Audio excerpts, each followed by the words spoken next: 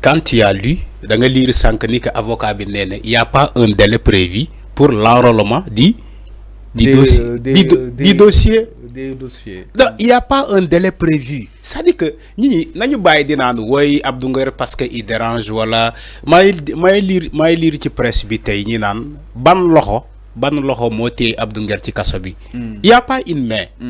Ça dit que il faut que ñi bàyyi. di wax ay wax di sandi. di jéem a mettre à mal donc les institutions les responsables qui sont aujourd'hui au niveau du pouvoir ni naan ban loxo moo téye Abdou Nguer ci kaso bi amul loxo bu téye Abdou Nguer ci kaso bi il est entre les mains de la justice boobu mooy choisir selon un délai parce que malheureusement il y a pas un délai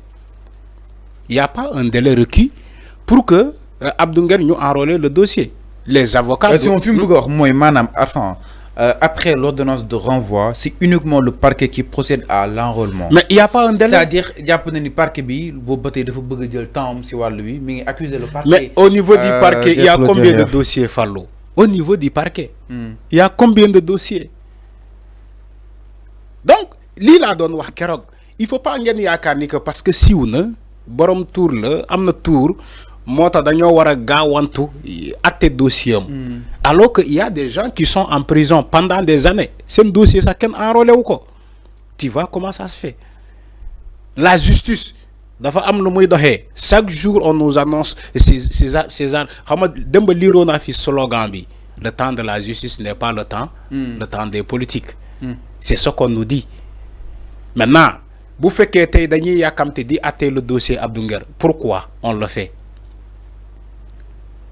On n'a rien contre Abdou Nguer su naree génne kaso day génne kaso d'ailleurs ñu ngi koy ñaanal yàlla may ko mu génne fu mu nekk ñu ngi koy ñaanal loolu man maa ngi koy ñaanal personnellement yàlla may ko mu génne fu mu nekk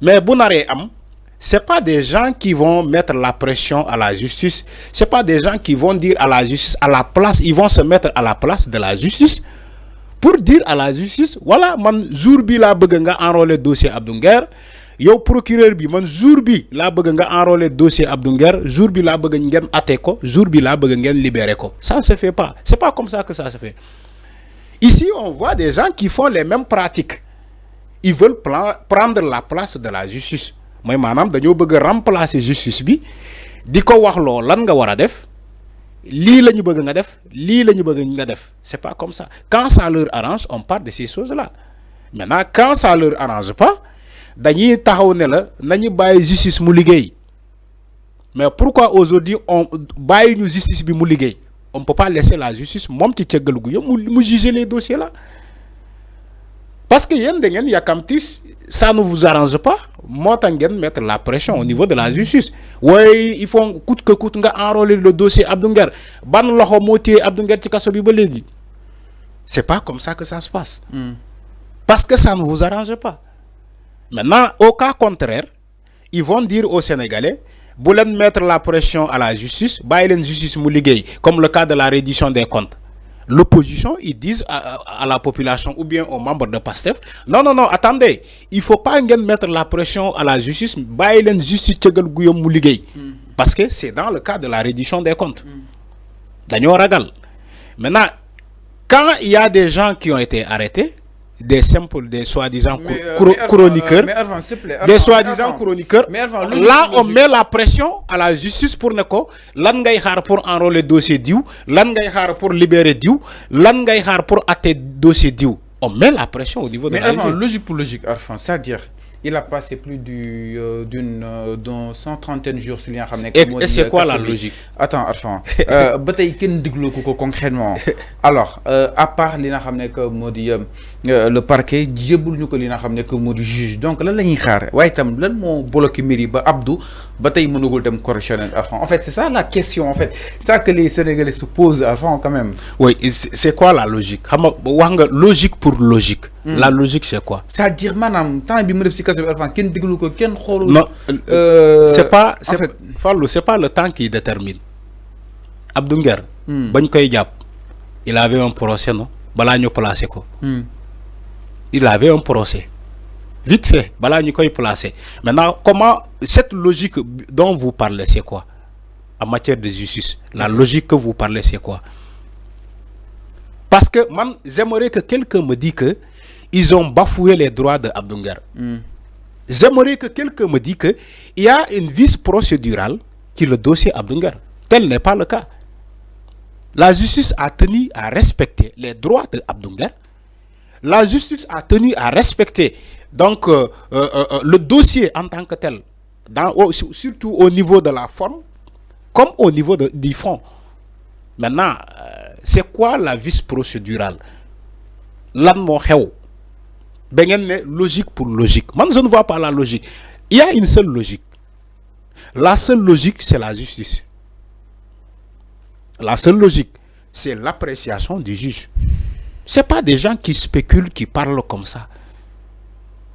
Il serait très grave, des gens en train de parler sur le dossier de Abdou Nguer, alors qu'ils ne connaissent rien. Xamuñu lan moo téye dossier bi, lan moo xew. Xamuñu lan moo xew. C'est de l'amateurisme, c'est du n'importe quoi. Il n'y a pas une main bi téye Abdou Nguer ci kaso. Seule la justice moom moo téye Abdou Nguer ci kaso. Justice bi kese. Il n'y a pas une main. Ah, il faut arrêter cette ironie. Je suis désolé de le dire. Tel n'est pas le cas. Fallou. Abdou Nguer bu waree génn kaso day génn kaso. D'ailleurs ñu ngi koy ñaanal. Yàlla mu jógee fu mu nekk. Ok. Mais bu naree am, c'est pas des gens de l'opposition ou bien des gens comme ça qui parlent ouais ban loxo moo téye Abdou Nguer. Même la presse alimentaire. La presse alimentaire qui manipule l'information, qui même vouloir publier des choses, on invente, on crée. On accuse involontairement à des gens ni que ñom ñoo téye Abdou Nguer ci kasso bi. Quand la presse pose la question, ce journal-là, le journal qui a posé aujourd'hui la question, l'AS, le journal l'AS, ban loxo moo téye Abdou Nguer ci kasso bi, il s'agit de quelle main? Ban loxo loolu moy jaxase journal bi lu muy publier loolu moy jaxase nit ñi. Alors c'est comme si Abdou Nguer ci dossier il y a quelqu'un qui est derrière le dossier bi nek di manœuvrer pour que Abdou Nguer baña génn ci kasso bi. Alors leer na bu fekkee journal L'As xam nako il n'a qu'à dévoiler son nom. Alors mi ngi wa ila mo bàyyi manipulation bi. L'As c'est un journal qui manipule à longueur de journée. Je ne sais pas que si les Sénégalais s'en rendent compte. C'est un journal qui manipule. Leer par rapport à li nga xam ne que moo di justement mbiru li nga xam ne que moo di Abdou Nguer donc nag may ni fàttali moom ki nga xam ne que moo di Abdou mat na 131 jours mi ngi si li nga xam ne que moo di kaso bi ses avocats nag ñoom Abdou ne daal di jëm si nga xam ne que moo di sa association jàpp ne nag jot na mu daal di war a mën a libre après 139 jours donc nag mbokk yi donc ce qu'on peut retenir mooy Abdou procureur rek la ko daal di présenté ba tey jii présenté ñu ko exactement benn juge après son placement sous mandat de dépôt.